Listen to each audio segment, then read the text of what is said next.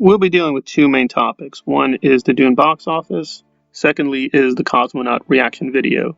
Now, I know a lot of people just hate Cosmonaut because his interpretations, yes, are sometimes controversial or nonsensical.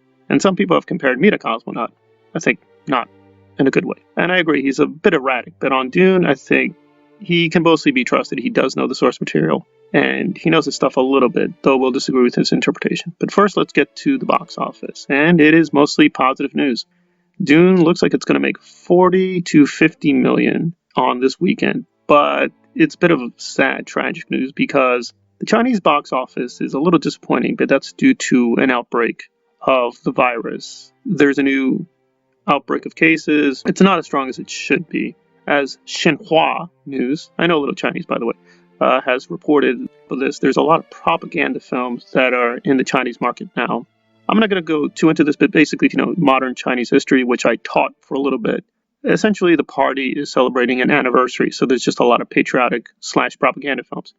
So even though it's only second place, that's actually very impressive at this time because really it should only be the quote propaganda films that do well. Still, the Chinese box office is a little weak, but that's due to external circumstances, and there we are. Now, in terms of domestic box office, yes, this would be disappointing in normal times, but we're not in normal times. Now, I'll report, sadly, when I saw Dune, it had, I guess, about a quarter of the seats. It was not big attendance, but it could be the particular theater I was in. So the domestic is a little bit lower than I expected. I thought it would do 60 to 70 million, but, again, for the time period we're in, it's still pretty strong. And now let us turn to Cosmonaut. What does he think? Well, his basic spiel is he did like the David Lynch version a lot. That inspired him to read the book, and he was mostly pleased. He gave this a 9 out of 10, which for Cosmonaut is very rare. Now, he concedes this is a bit of a slow burn, but for him that was just fine. I do find it interesting what he thought was great versus good in this film, and we'll hear him speak right now.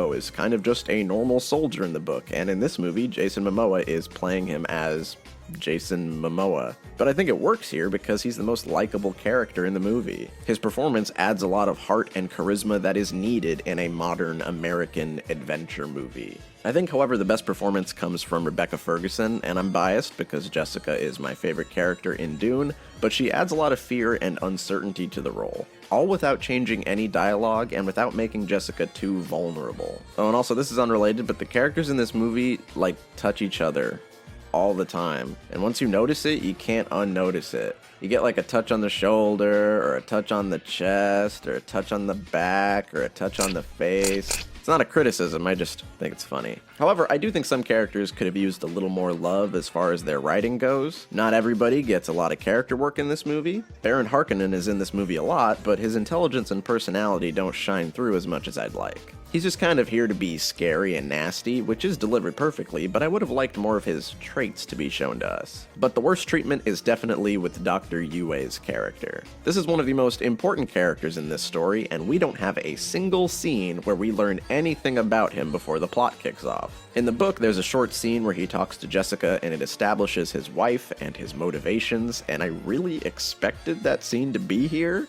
because it's really important, but there's nothing. And it leads to scenes that kind of come out of nowhere without the necessary context. But overall, this movie pulls off what I thought to be impossible. For a while, I believed that Dune is just not suited for the big screen. Well, I disagree with about 3/4. I actually thought Rebecca was the weakest part of the film, but that's me. She's in this film a lot, by the way. If you are a Rebecca Ferguson fan, you are going to get a lot of Rebecca. I do agree that Jason Momoa is trying to play a likable character.